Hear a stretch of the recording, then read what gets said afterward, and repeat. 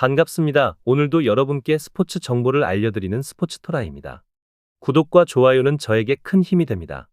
분석 시작 전 구독과 좋아요 한 번씩 눌러주시면 감사하겠습니다. 스포츠 분석방과 분석 최종 조합 픽은 영상의 댓글에 기재해 두었습니다. 그럼 경기 분석 시작하도록 하겠습니다. 첫 번째 경기는 AC 밀란과 파르마입니다. AC 밀란은 4-2-3-1 포메이션을 활용하며 점유율을 기반으로 공격적인 전술을 구사합니다. 챔피언스 리그에서 지로나를 1대0으로 제압하며 분위기를 다잡았지만 리그에서는 유벤투스전에서 수비 불안을 드러냈습니다. 최근 5경기에서 2승 1무 2패로 기복이 있습니다. 레앙, 퓰리식, 모라타로 구성된 공격진은 위협적이며 테오의 오버래핑도 여전히 날카롭습니다. 하지만 로프터스 치크의 부재로 중원의 창의성이 감소했고 티아우와 에메르송의 부상 공백이 커 수비진 안정성이 떨어졌습니다. 최근 강팀을 상대로 수비가 쉽게 흔들리는 모습이었기에 이 부분이 변수로 작용할 가능성이 큽니다. 파르마는 4-4-2 포메이션을 활용하며 수비적으로 운영한 뒤 역습을 노립니다. 하지만 최근 5경기에서 공격력 저하가 두드러졌고 베네치아와 제노아전에서도 답답한 경기력을 보였습니다. 미하일라와 만의 측면 돌파가 주 공격 루트지만 크로스 위주의 단조로운 전개로 인해 실효성이 떨어집니다. 중앙에서의 창의성 부족으로 득점 기회 창출이 쉽지 않은 상황입니다. 수비진도 불안합니다. 발로후와 키르카티의 부재로 인해 센터백 조합이 불안정하며 제공권에서도 약점을 노출하고 있습니다. 결론을 말씀드리자면 밀란의 공격력과 파르마의 수비 불안을 고려하면 홈팀이 경기를 주도할 가능성이 큽니다. 다만 밀란 역시 최근 결정력이 완벽하지 않고 파르마가 수비적으로 나설 가능성이 높아 다득점 경기는 어려울 수 있습니다. AC 밀란의 승리와 언더를 추천드리는 경기입니다. 두 번째 경기는 우디네세와 AS 로마입니다. 우디네세는 3-5-2 포메이션을 기반으로 수비적인 운영과 크로스를 활용한 공격을 선호합니다. 하지만 최근 5경기에서 1승 3무 1패로 부진하며 코모전에서 수비 조직력 붕괴를 노출했습니다. 수비진의 공백이 가장 큰 문제입니다. 에이지부의 지아네티, 솔레가 결장하면서 3백 운영이 어려워졌습니다. 비료리 중심을 잡겠지만 로마의 다채로운 공격 패턴을 감당하기 어려울 전망입니다. 공격진에서는 루카의 제공권을 활용한 플레이가 핵심이지만 측면 크로스의 질이 낮아 득점 기회가 많지 않습니다. 중원의 로브리치와 카를스트램도 패스 전개에서 강점이 부족합니다. 로마는 3-4-2-1 포메이션을 활용하며 탄탄한 수비 조직력과 측면 오버래핑을 기반으로 경기를 운영합니다. 최근 5경기에서 2승 2무 1패를 기록하며 안정적인 흐름을 유지 중입니다. 후멜스, 은디카, 만치니로 구성된 3백은 공중볼과 빌드업에서 강점을 보이며 우디네세의 단조로운 크로스 공격을 효과적으로 차단할 수 있습니다. 중원의 파레데스와 코네가 경기를 조율하며 안젤리뇨와 살레마커스가 측면 공격을 적극적으로 지원합니다.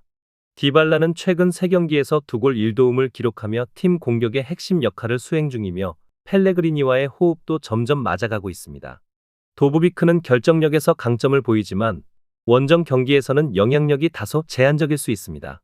결론을 말씀드리자면 우디네세는 수비진의 공백과 공격 전개 속도 저하로 인해 로마를 상대로 주도적인 경기를 펼치기 어려울 전망입니다. 반면 로마는 디발라를 중심으로 한 공격 조합이 안정적이며 수비에서도 상대의 단순한 크로스를 효과적으로 방어할 수 있습니다. 다만 로마 역시 원정에서 다득점을 기대하기 어려운 만큼 신승 가능성이 높습니다. AS 로마의 승리와 언더를 추천드리는 경기입니다. 세 번째 경기는 라요 바이에카노와 지로나입니다. 라요는 4-2-3-1 포메이션을 기반으로 강한 압박과 빠른 전환을 중심으로 경기를 운영합니다.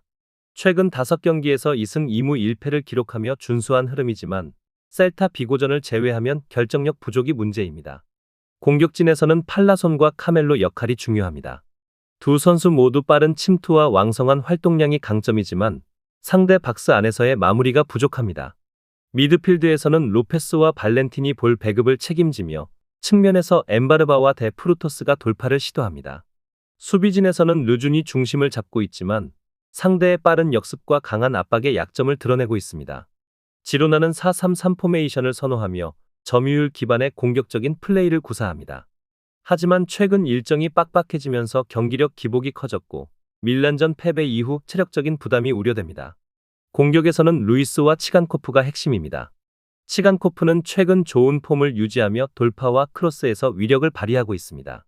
미드필드에서는 헤레라와 마르틴이 경기를 조율하며 측면 활용도를 높입니다. 다만 블린트와 로페즈가 버티는 수비진은 마요르카와 세비야전에서 제공권 문제와 세트피스 대응이 불안한 모습을 보였습니다. 결론을 말씀드리자면 지로나는 공격력이 강하지만 최근 일정 부담과 수비 불안이 변수입니다. 반면 라요는 홈에서 강한 압박을 펼칠 가능성이 크며 빠른 역습으로 지로나의 수비 약점을 공략할 수 있습니다. 하지만 지로나의 공격진이 경기 주도권을 잡을 가능성이 높으며 라요의 결정력 문제를 감안하면 난타전 끝에 지로나의 우세가 예상됩니다. 지로나의 승리와 오버를 추천드리는 경기입니다. 네 번째 경기는 크리스탈 팰리스와 브렌트퍼트입니다. 크리스탈 팰리스는 최근 5경기에서 4승 1무로 좋은 흐름을 이어가고 있습니다. 실리적인 경기 운영이 돋보이며 최근 원정 2연전에서 레스터와 웨스트햄을 제압하며 안정적인 수비력을 보였습니다. 핸더슨이 골문을 지키고 게히, 라크루와 리처즈로 구성된 3백이 최근 5경기 중 3경기 무실점을 기록하는 등 견고한 수비를 유지 중입니다. 다만 중원의 레르마와 워튼의 부상이 아쉽습니다. 가마다 다이치가 공격 전개를 맡지만 수비적인 부담이 가중될 수 있습니다. 공격진에서는 에제와 사르의 활약이 중요하며 마테타의 결정력이 변수입니다. 브렌트퍼트는 최근 5경기에서 1승 1무 3패로 부진합니다. 맨시티전에서 저력을 보였지만 리버풀과 아스널에게 완패하며 강팀 상대 수비 불안이 노출됐습니다. 수비진의 문제는 심각합니다. 피녹이 부상으로 빠졌고 콜린스, 판덴 베르흐 조합은 제공권에서는 강하지만 상대의 빠른 공격 전환에 취약합니다. 여기에 히키와 아예르까지 이탈하며 수비진의 뎁스가 약해졌습니다.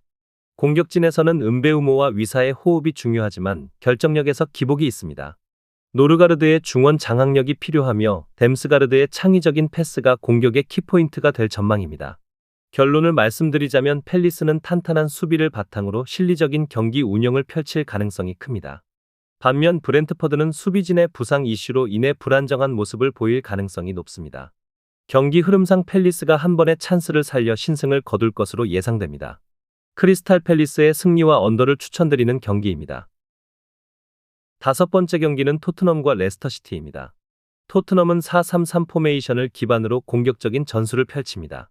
높은 라인을 유지하며 압박을 강하게 시도하지만 최근 수비진 공백이 커지면서 후방 안정성이 떨어지고 있습니다. 유로파리그 호펜하임전에서는 공격진이 강한 화력을 보였으나 리그에서는 아스널, 에버턴전에서 연패하며 수비 조직력의 문제를 드러냈습니다. 손흥민은 최근 4경기에서 3골을 기록하며 팀 공격의 중심을 맡고 있고 메디슨이 창의적인 패스로 전방을 지원하고 있습니다. 하지만 비카리오, 로메로, 반 더 벤의 결장으로 인해 수비진은 완전히 붕괴된 상태이며 골문은 킨스키가 지킬 가능성이 큽니다. 중원에서도 비수마와 벤탄쿠르의 부재로 인해 공수 연결이 원활하지 않을 수 있습니다. 레스터시티는 4-2-3-1 포메이션을 활용하며 탄탄한 수비를 바탕으로 역습을 노리는 전술을 구사합니다. 하지만 최근 4연패 동안 단 한 골도 기록하지 못하며 공격력이 심각한 문제를 보이고 있습니다. 바디는 37세로 경기 내내 영향력을 유지하기 어렵고 마비디디와 조던 아예우가 측면에서 활발한 움직임을 보이고 있지만 결정력 부족이 심각합니다. 중원의 은디디 부재는 빌드업 저하로 이어질 가능성이 높습니다. 수비진은 베스터고르와 파에스가 제공권에서 강점을 보이지만 기동성이 부족해 토트넘의 빠른 공격진을 막기 어려울 것입니다. 저스틴과 크리스텐센의 수비력도 검증되지 않았습니다. 결론을 말씀드리자면 토트넘의 공격력과 레스터의 수비 불안을 고려하면 홈팀의 승리가 유력합니다. 손흥민, 히샬리송, 쿨루셉스키의 속도를 활용한 공격이 레스터 수비진을 공략할 가능성이 큽니다. 다만 토트넘도 수비진 공백이 심각하기 때문에 레스터가 한 골 정도는 넣을 가능성이 있습니다. 난타전 가능성이 높은 경기입니다.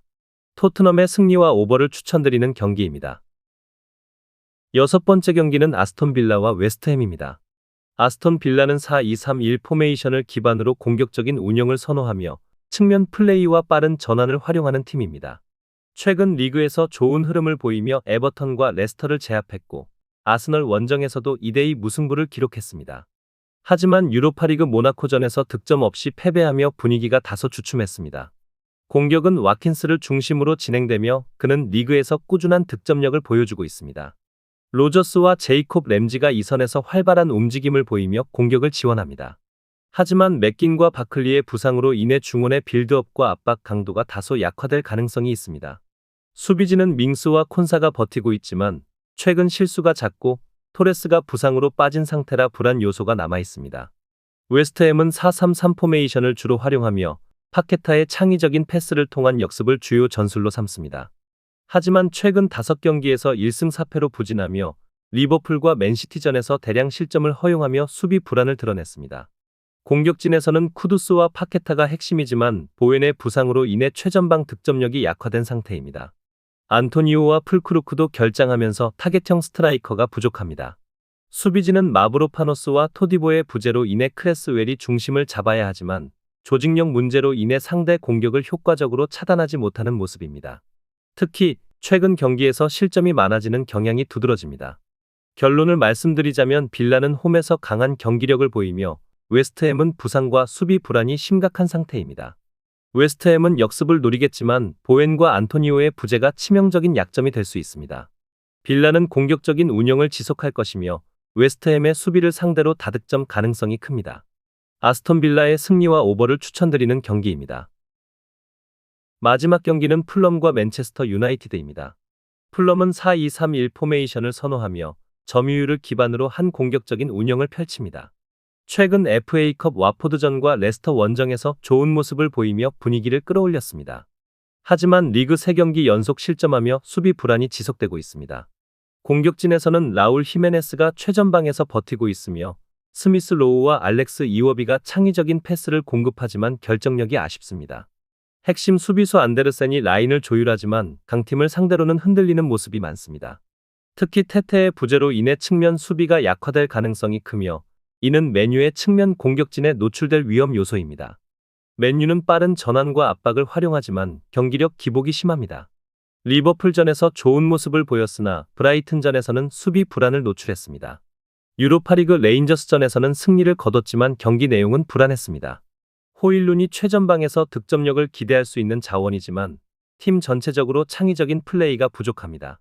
페르난데스가 중원을 조율하지만 그 외의 지원이 부족합니다. 가르나초와 디알로는 역습에 강하지만 결정력이 안정적이지 않습니다. 수비진은 맥과이어와 데 리흐트가 공중볼 경합에서는 강하지만 속도가 느려 풀럼의 침투 패스와 측면 공격에 취약할 가능성이 높습니다. 결론을 말씀드리자면 양팀 모두 공격진에서 개별적인 능력이 있지만 수비적으로 불안합니다. 풀럼은 홈 경기에서 점유율을 높이려 할 것이지만 맨유의 빠른 전환 공격에 노출될 위험이 있습니다.